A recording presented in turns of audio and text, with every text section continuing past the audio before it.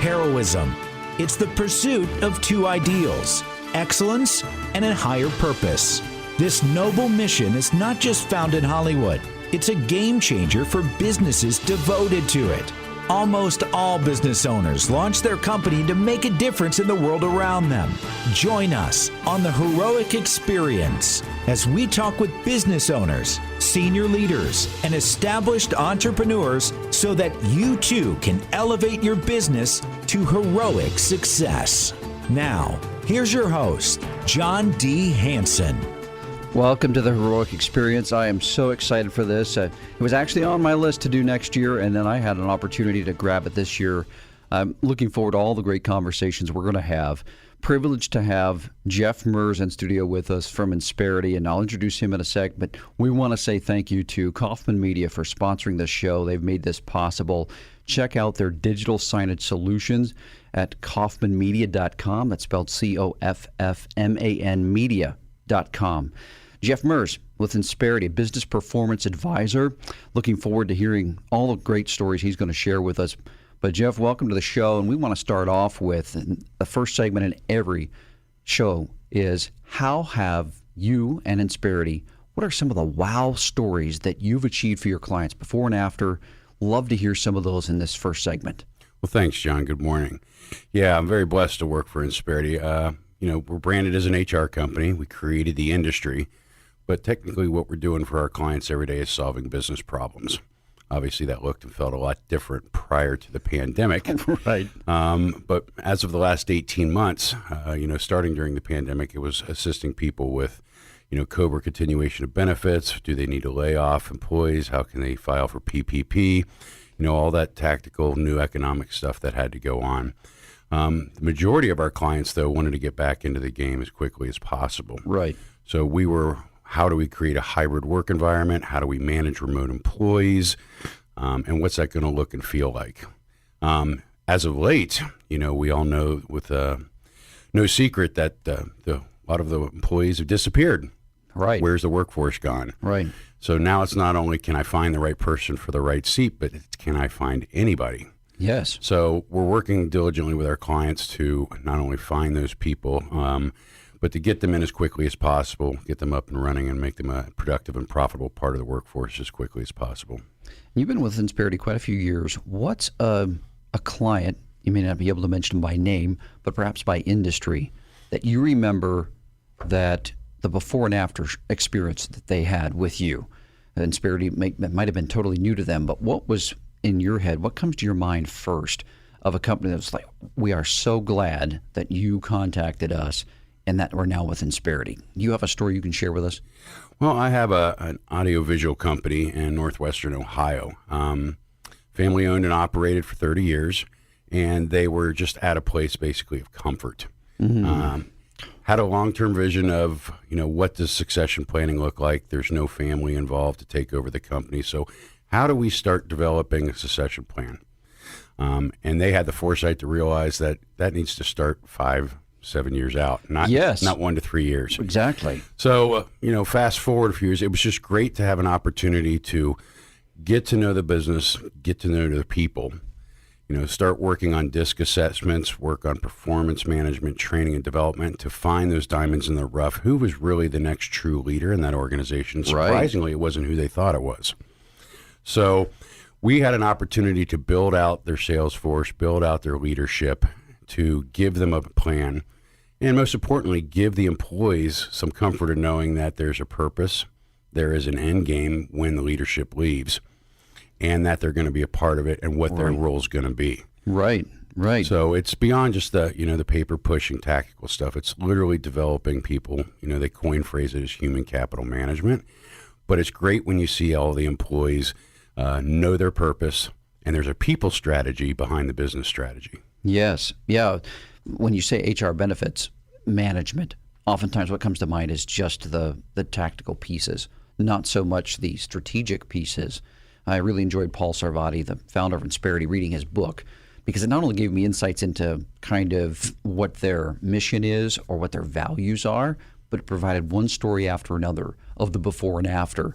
And I highly encourage you, if you're a reader, add that book to your list, Taking Care of People by Paul Sarvadi, Sarvadi, the founder of Insperity. And it really will give some insight where it's not just about the technical. It's really about strategic. So many business owners, the more value you can add outside of maybe specifically the industry that you're in, the more value you can add, the more the business trusts you and appreciates what you have to bring. And I like that about Insperity because it's not just a one thing that they do. It's as much as possible a one-stop. And this is another thing, we'll get into the second segment, Jeff, but I really appreciate about how active you are in networking and building those connections so that the more people you know of quality, the more you can refer them to a business.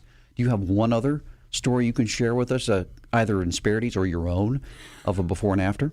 Well, I was a business owner for 26 years. And like you had on your lead-in line as we listened to before the show started, it talks about why business owners get into business. Right. They either don't want to work for somebody anymore or they feel they can do it better themselves and impact their community. That's part of our mission statement. When businesses succeed, communities prosper. So we all get into business, and being an owner of a business is one thing. Being an employer, once you start hiring people, is another. Yes. And typically, we know how to make a good widget, but we don't know how to manage people. And that's what I love so much about Insperity, is we actually started out this company because Paul didn't know how to manage people. And when he went to look for assistance and help, it wasn't out there. So we actually created this industry from scratch to do what we needed to do, and we built our company out because we're our largest client. So what we do for us internally is what we provide for our clients. Now, I actually have a story about a client that is not a success story. So we had them for many years, fourth generation woman-owned business in a tumultuous industry, the printing industry, changing all the time. And we gave them a lot of advice. And we were in the process of doing a lot of things to develop their workforce because we noticed a gap in the generations. They were going to have a mass exodus of expertise in about 5 years. Wow. In that process, fast forward a little bit, they decided that slashing and cutting would be the better way to go. So we have a saying that you can save your way to profitability, but you can never save your way to prosperity. So rather than developing their people, rather than listening to the new generation to help position themselves against competition in an ever-changing workforce, they went back to we're going to do it the old way. And unfortunately, 18 months after we left that conversation, they went out of business. Wow. Right in the middle of COVID. So 75 employees no longer there, a 92-year-old business out of business because they didn't value their people. They didn't value investing in their people, and then being open to new ideas and then moving outside of the status quo comfort zone. You mentioned that earlier, too, in your first example of comfortable. Oh, my gosh. Comfort is such this anesthetic that eases people into doing business like they've always done it. You know that saying, doing business as usual, or this is the way we've always done it. It's comfortable. It works. But the ones who have foresight that are part of, they're seeing all kinds of businesses. They're tapped into what's going on in the marketplace. They're the ones that can say, there's some things coming on the horizon that you can't stay comfortable. Can we ever stay comfortable in business? Can we ever be like, John Maxwell said, the greatest danger is today's success. What got you here won't get you there. Those cautionary tales, Jeff, are fantastic things that are what not to do. It's sometimes the things that are more important for business owners to hear, what not to do, what didn't work, why you should seriously consider this. So next segment, I look forward to talking more, learning about you in our second segment. Inspire, influence, and connect your audience with digital signage. Kaufman Media offers customizable digital signage solutions designed to meet your company's specific goals. Whether you need digital menu boards for your quick service restaurant, digital displays for marketing in your retail stores, or wayfinding and unified communications for your schools, your corporations, or your healthcare facility, our customizable, affordable options and proven experience make us the only partner you'll need for your next digital signage project. Visit kaufmanmedia.com today to learn more. That's COFFMAN media.com. Remember the days when you first started your business? You wanted to make a difference. You wanted to add value to your loved ones, your future employees, your customers, and your community. Here at Accelerated Revenue, we focus on cost savings, customer and employee experience, and cash flow to help your business achieve more while doing less. Freedom. Contact us today to schedule a no-obligation introduction, either at our website, accrev.com, or give us a call at 614-789-3486.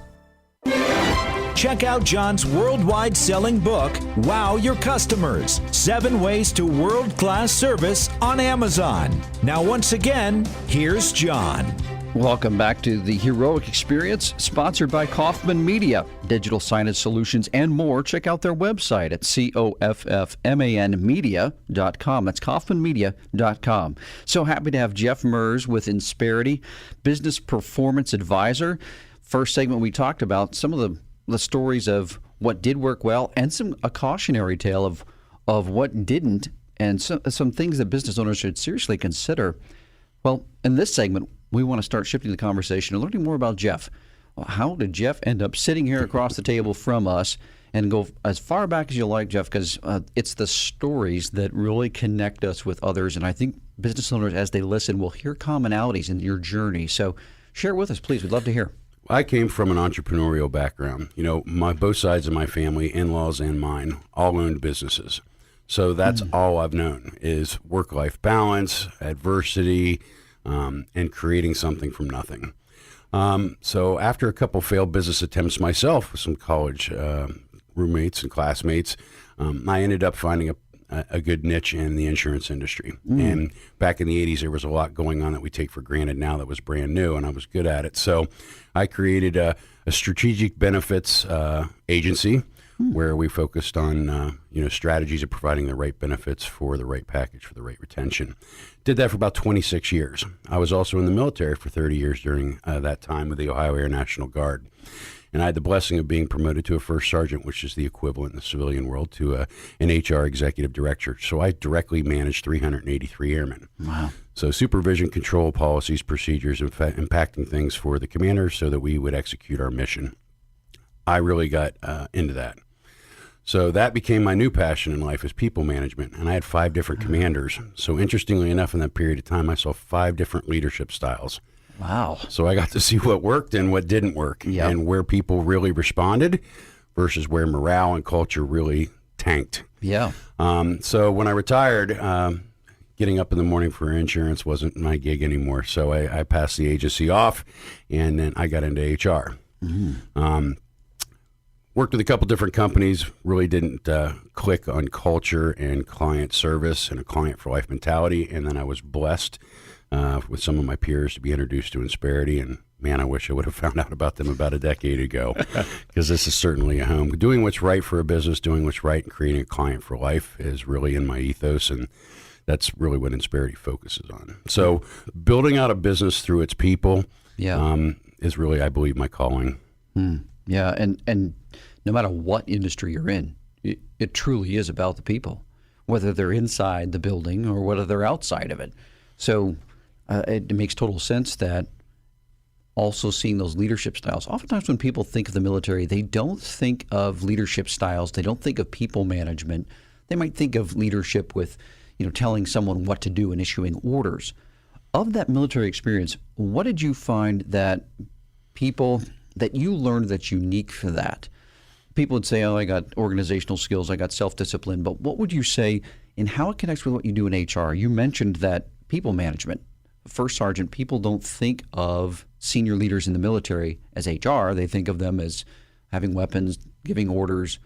What was your experience in the military outside of what you saw in the leadership styles that contributed to, going forward, your success in business? What would you say are some elements there? It's really a saying that we have around the office at Insperity, too. It works in the civilian as well as the military side, which is you have 3 components to a unit or to a business.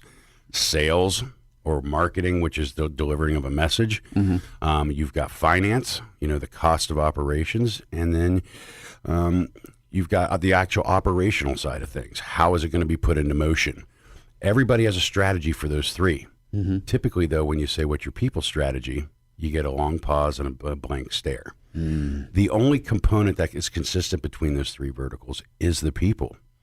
So when you have a people strategy first and then work that towards your business strategy, you move past profitability and onto prosperity. So when everybody in the organization, from the lowest level lowest ranked military person to the lowest person in a business.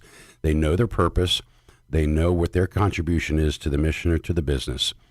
And then everybody is in sync and working towards a common goal or vision. That's when the company is really, or the military is going to thrive beyond need. Because then the company will run without leadership in place.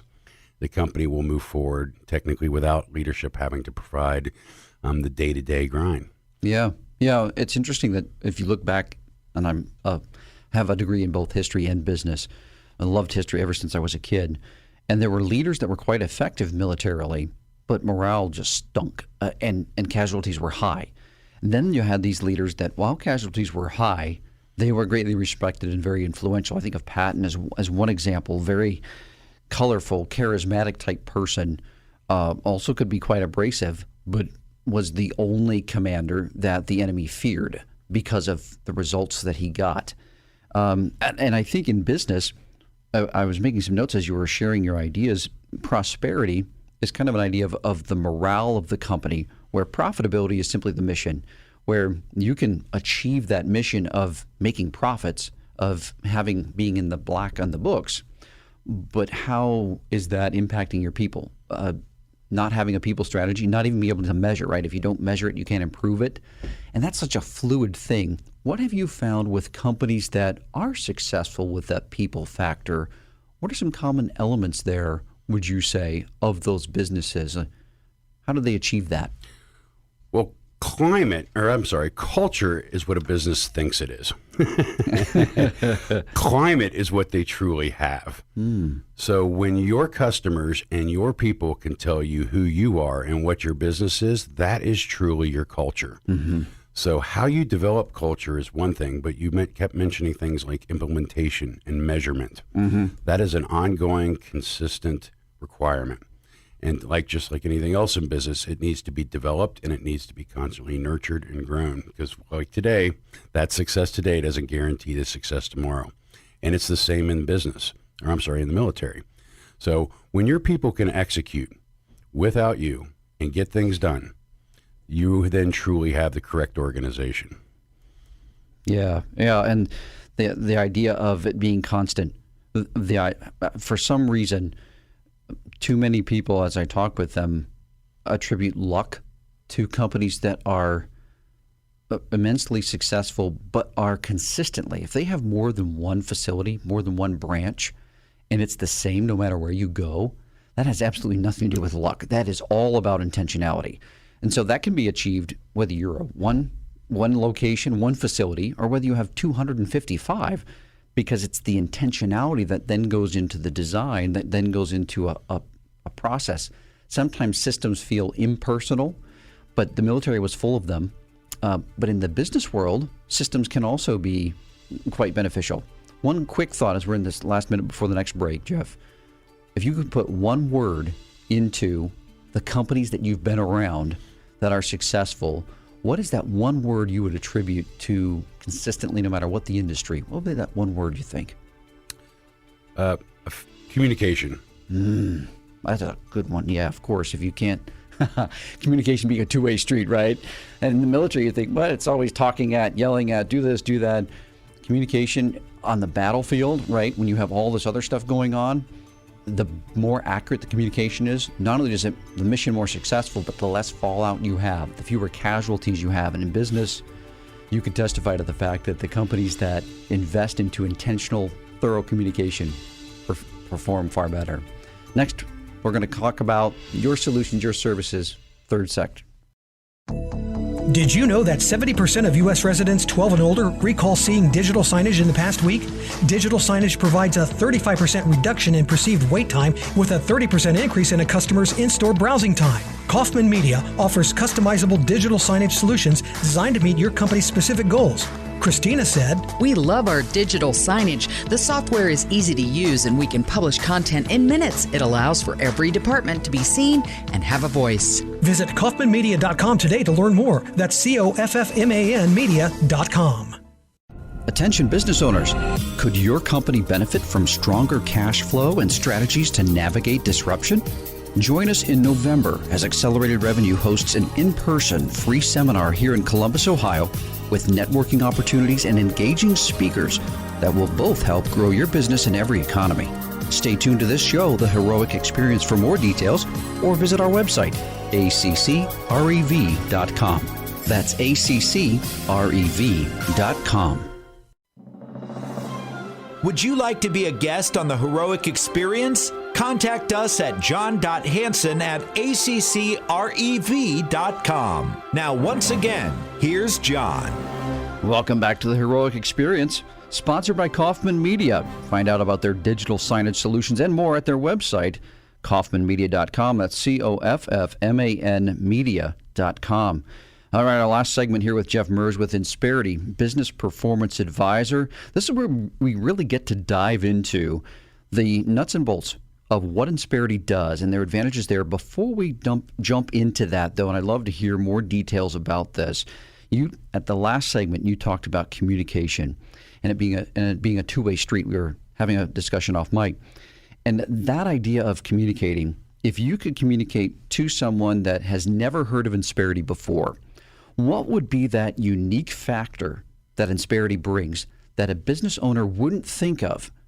HR benefits, we're okay with HR. We have somebody that manages that. What would be the thing that would maybe have them think twice about Insperity, you would say, that one thing? Well, at our core, we're a risk and growth company. There's inherent risk in owning a business. More importantly, there's inherent risk in managing employees. So how do you manage, shift liability, and reduce liability in an organization so that you can focus on revenue generating activity as opposed to tactical activity is really at our common core. You know, in HR, there's things you have to do, there's things you want to do, and then optimally, there's things that you should be doing beyond. We call them the kind of vision and opportunity conversations. So yes, we are an HR company. We can do everything from recruiting to retiring, benefits, and everything in between. I haven't found anything we can't do. But again, it's like we said in our conversation, where do we apply those within the organization to the people to really make that company run as optimally as possible? Okay, so let me throw an example at you so you can give a specific idea in an industry that's quite common in the Midwest, which would be manufacturing. So I've got a manufacturing plant, one facility, about 100 employees. What is a traditional, every business is different, but what's the typical approach where you start with a company of that size? What are some common things that you see in a manufacturing company with 100 employees or less? Where would you start with them? Traditionally, we find out that there's one, maybe two people that are helping manage the people. Mm-hmm. And at least one of those did not start with the organization to be part of HR. It's kind of by default and not by purpose. So they're really not doing the things they want to do. They're doing the things they have to do. So right. We're usually starting there. And then in manufacturing, again, that same thing happens with training on the floor, in the warehouse, on the production line. A lot of those trainers are by default, not by design. So it really is good to take a look at where people are within the organization, why they're there, and have they been effectively developed and properly applied to the organization. Because if you've got three managers working three lines, developing people three different ways, you could have one that I call it passion the trash. They're doing something their way wrong, and that line is not as most efficient as the other two. And then there's no commonality. And again, that starts to affect and erode the core of culture.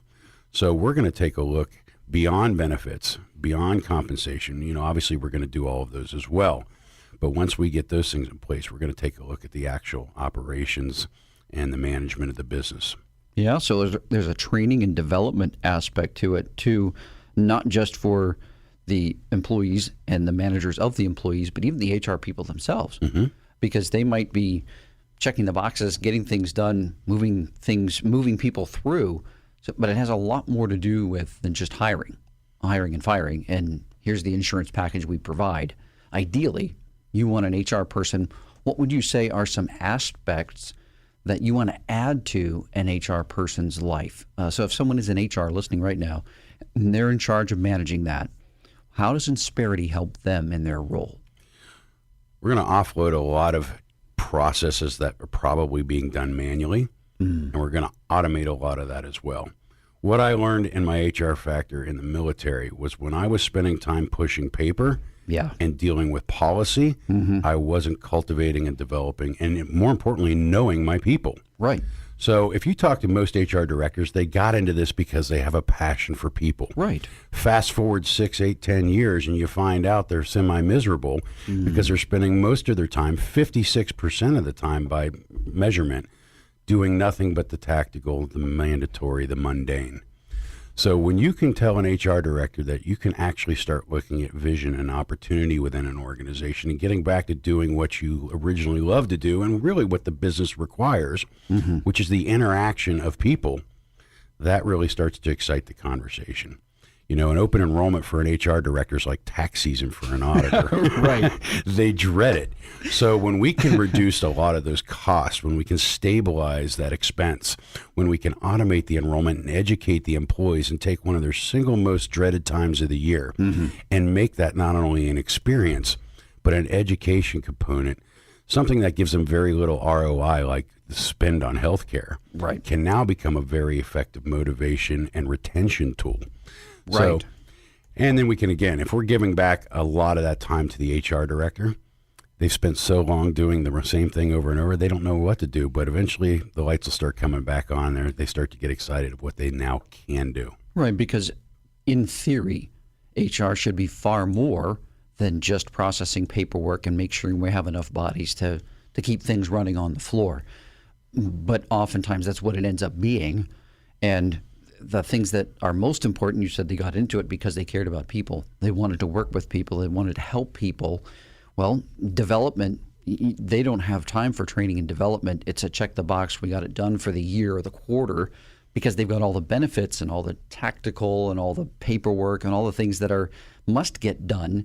They don't have time free to get the things that would be very good to get done. So Insperity frees them of their time so that they can do the things that they wanted to do in the first place, and that will help the company thrive. The company can run if they're just doing paperwork and hiring and firing, but the company will have, well, you talked about the prosperity rather than profitability. I'll have prosperity where now people will have, you mentioned retention. One more question I have for you as we're getting down to the last couple of minutes here. One question I have is business owner. You've been in that place, you've been in that chair, and now you've got a business owner sitting across from you. What are the main things you would say to them of here's why you as a business owner need to take a look at what we can do for you and for your HR team and for your people as a whole? What are some things you'd lead off with?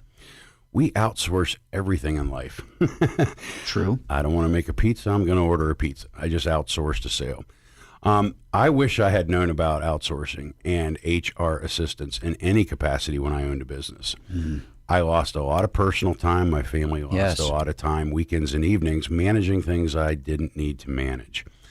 I also probably could have run my business and grown it more effectively had I not been so hard-headed and looked out to see that there might be somebody that can do it better. It's so much better to plagiarize success than it is to create failure. So that's the one thing I like to tell business owners is I'm sure you've got a successful business. We know your why, etc. But it never hurts to tap the brakes, take a pause, explain your why, and then look towards what might be the new what if you even had the time to look and spend on what could I really be doing that I never even thought about. Yeah. The why is great, but if you don't have the time to really reconnect back to that, so many business owners, senior leaders are working in their business like HR people, right? They don't have time to work on it. And if they had the time free to do that, and it's not just if we're going to free your time by giving this to someone, you're handing it off to a professional that has expertise in solely that category. You're giving it to a human resources solution. Well, HR internally, they have to have the tools to succeed, whether they go to Google, seminars, trade magazines. We can just become that support network for an existing HR person and the deepest toolbox with the most tools. Well, thanks for joining me today, Jeff. You can learn more about us at accrav.com. Thanks for joining. This has been the Heroic Experience. To learn how your business can be profitable and heroic, visit accrev.com. For access to free weekly content, subscribe to the Accelerated Revenue YouTube channel and follow John D. Hanson on LinkedIn. To listen to archived shows, find them on the Accelerated Revenue website under the Resources tab, ACCREV.com.